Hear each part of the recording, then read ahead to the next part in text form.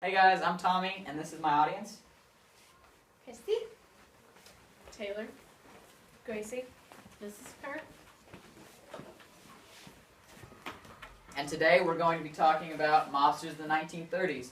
Just a basic rundown. In the 1930s, the 18th Amendment was passed, making all alcohol illegal for consumption and use of, which really kick-started organized crime.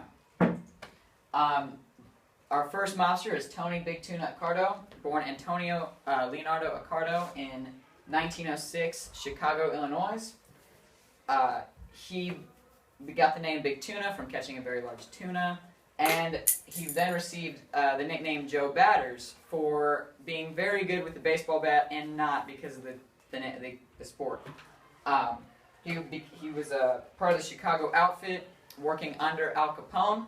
He was part of the St. Valentine's Day Massacre. He also had countless accounts of murder, extortion, and gambling. His accomplices were, during the St. Valentine's Day Massacre, were Tough Tony Capizio, Machine Gun Jack McGurn, and some other unmentioned names. Moving on. We have Charles Lucky Luciano, born Salvatore Luciana in November 24th of 1897 in Sicily, Italy.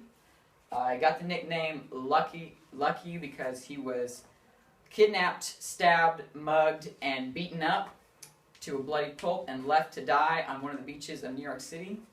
Luckily, a patrolling police officer had found him, picked him up, carried him to his cop car, drove him to the ambulance, and then he was all patched up and good. This was before some of his major crimes, so he wasn't committed of anything.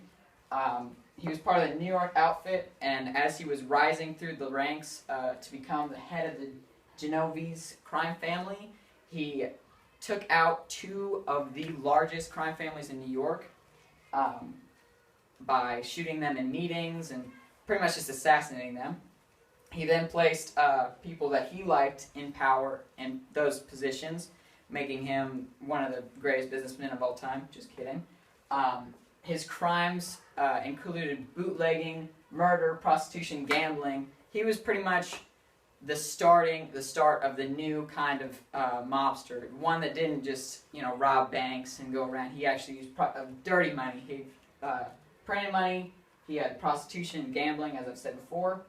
And some of his accomplices were Joseph Bonanno, Joseph Profassi, Tommy Gagliano, Vincent Mangano, and Al Capone. Now, onto the man himself, Al Capone. Named Alfonso Capone in 1899 in Brooklyn, New York.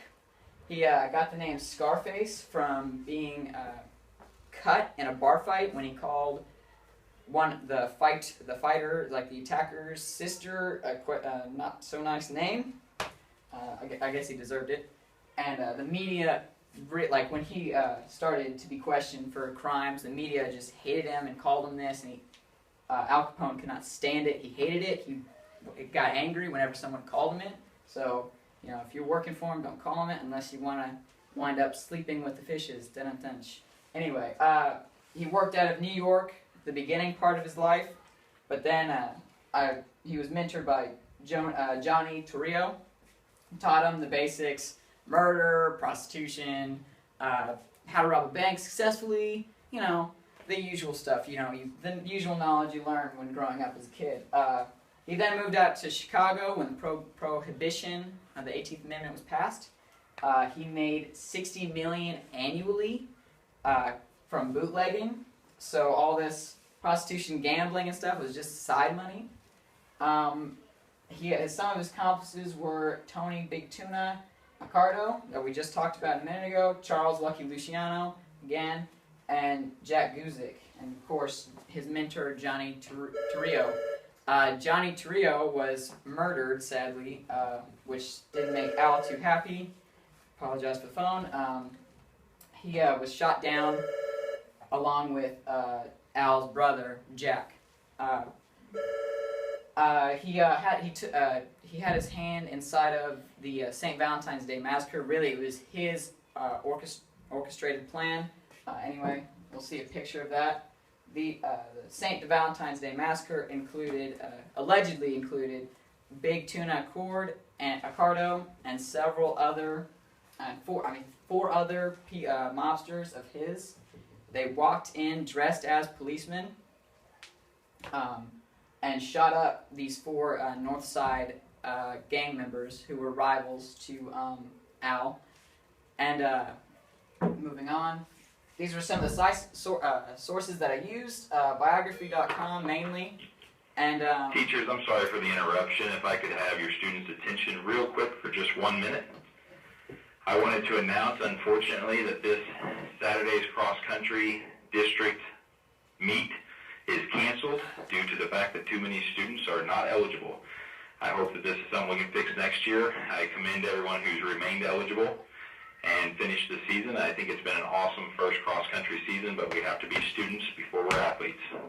Have a great day. Hey, you reached 6 minutes. sorry for the I'm sorry for the interruption. Here's my audience one more time.